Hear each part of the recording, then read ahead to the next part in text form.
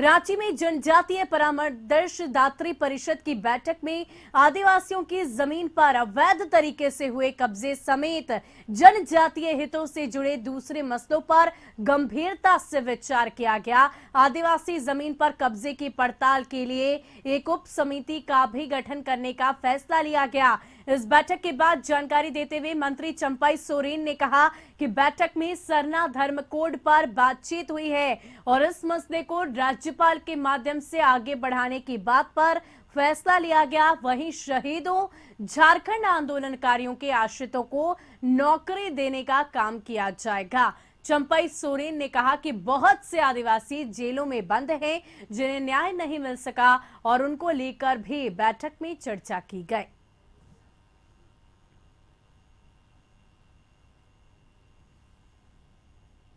या झारखंड आंदोलन से जो शहीद हुआ उन आश्रितों को भी हम लोग नियुक्ति देने के हम लोग सहमत बना। आज जो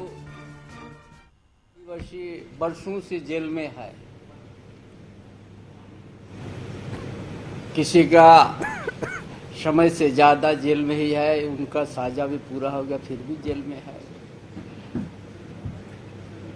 उसका भी हम लोग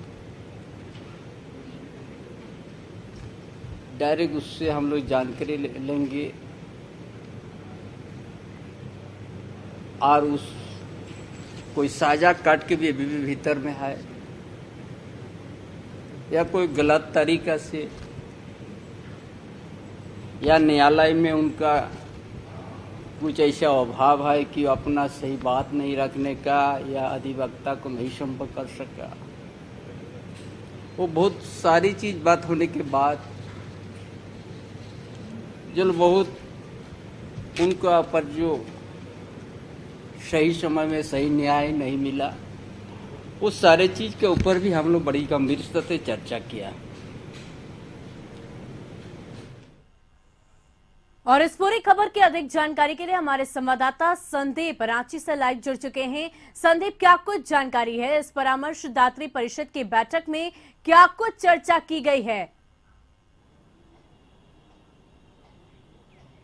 जी, टीएसी की कल बैठक मुख्यमंत्री की अध्यक्षता में हुई थी और इसमें कई बिंदुओं पर लगभग 11 बिंदु थे, उस पर चर्चा हुई है, जिसमें मुख्य रूप से यदि बात करें तो जनजातीय समुदाय को कैसे उनका संरक्षण और विकास हो सके, इन सभी मुद्दों पे इस बैठक में चर्चाएं हुई हैं। खासकर यदि सरना धर्म कोड की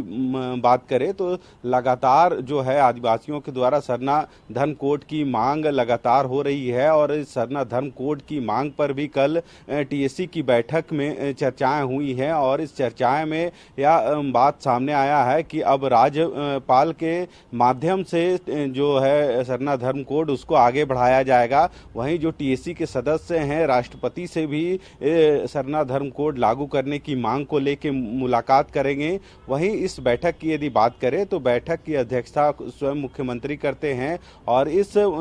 टीएससी की जो बैठक में जो बातें आती हैं उसको आगे बढ़ाने की यदि बात की जाए तो क्योंकि मुख्यमंत्री ही इस की अध्यक्षता करते हैं तो जो भी मामले इस टीएससी की बैठक में आते हैं कहीं ना कहीं उसमें सहमति बनती है। इसके अलावे जो जाति प्रमाण पत्र जनजातियों के लिए बनाए जाते थे पहले, या इसकी जो वैलिडिटी होती थी वह 6 महीना तक ही रहती थी, 6 महीना के बाद फिर से जाति प्रमाण पत्र बनाने की आवश्यकता होती थी। पर कल की बैठक में यह निर्णय लिया गया है कि जो जनजातीय समुदाय के लोग हैं वे अब अपने जीवन में सिर्फ एक बार जाति प्रमाण पत्र बनाएंगे, वह जीवन भर उनका वैलिड रहेगा। वहीं जनजातीय समाज के जो धार्मिक स्थल है उन धार्मिक स्थलों का संरक्षण कैसे हो या फिर जो आदिवासियों की जमीन जो गलत तरीके से हस्तांतरित की गई है उस जमीन को कैसे उन तक फिर से पहुंचाया जाए, या फिर जो जेल में आदिवासी समुदाय के जो लोग हैं उनको जो न्याय यदि नहीं मिल पा रहा है या जो सजा काटने के बाद बाद भी वे जेल में बंद हैं, किसी कारणवश उनको वहां से रिलीज नहीं किया गया है। तो इन सभी बिंदुओं पर कह सकते हैं कल टीएससी की बैठक में चर्चाएं हुई हैं और इसको कैसे अब आगे अमली जामा पहनाया जाए इस पर विचार होगी। एक कमेटी का भी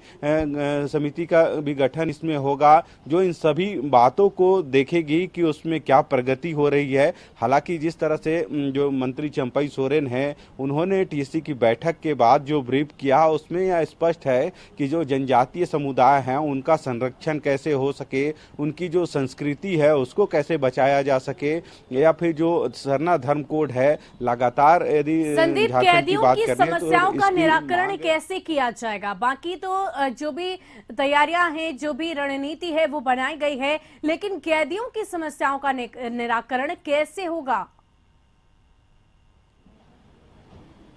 जी, इस टीएससी की यदि बैठक की पूरी बात करें तो इसमें जो आदिवासी समुदाय के लोग हैं, कई कारणों से लोग जेल में बंद हैं। कई लोगों ने अपनी जो सजा थी वह काट चुके हैं, उसके बावजूद भी कई चीज़ों को लेके वे अब तक जेल में बंद हैं। तो उन लोगों को कैसे वहां से रियायत मिले या कह सकते हैं वहां से उनको कैसे बाहर रिलीज किया जाए। कई आंदोलनकारी थे जो आंदोलन के दरमियान उनकी गिरफ्तारी हुई या फिर किसी अन्य घटनाओं में संलिप्तता होने के कारण उनकी गिरफ्तारी हुई है। तो बहुत सारे लोग ऐसे भी हैं जो अपनी सजा काट चुके हैं या फिर जेल में बंद हैं, उनको उचित न्याय नहीं मिल पाया। तो इन सभी चीज़ों को इस टीएससी की बैठक में विचार के लिए रखा गया है और इन चीज़ों को एक जो कमेटी बनाई गई है उसके मार्फत सारी चीज़ों की मॉनिटरिंग होगी कि जो बातें आके टीएससी में हो रही है उसकी आगे कैसे उसको अमली जामा पहनाया जाए ताकि जो जनजातीय समाज है उनको उनका जो संरक्षण है वह किया जा सके। इसके अलावा यदि बात करें तो इस बैठक में जो शहीद हैं झारखंड के या फिर झारखंड निर्माण से पहले जो आंदोलनकारी थे उनको कैसे नौकरी से जोड़ा जाए, इन सभी पहलुओं पर इस टीएससी की बैठक में चर्चाएं हुई है। हालांकि टीएससी की यह दूसरी बैठक थी और दूसरी बैठक में भी जो बीजेपी के जो सदस्य थे जो टीएससी के मेंबर हैं, दूसरी बैठक में भी टीएससी में कोई भी बीजेपी के मेंबर शामिल नहीं हुए क्योंकि उनका साफ तौर पे कहना है कि जो टीएससी का जो गठन हुआ है वह असंवैधानिक है। यही वजह है बहुत कि बहुत पहली शुक्रिया बैठक संदीप हमारे साथ जुड़ने के लिए, तमाम जानकारी के लिए। तो इस बैठक के बाद कोशिशें ये रहेगी कि जल्द से जल्द तमाम समस्याओं का समाधान निकाला जा सके।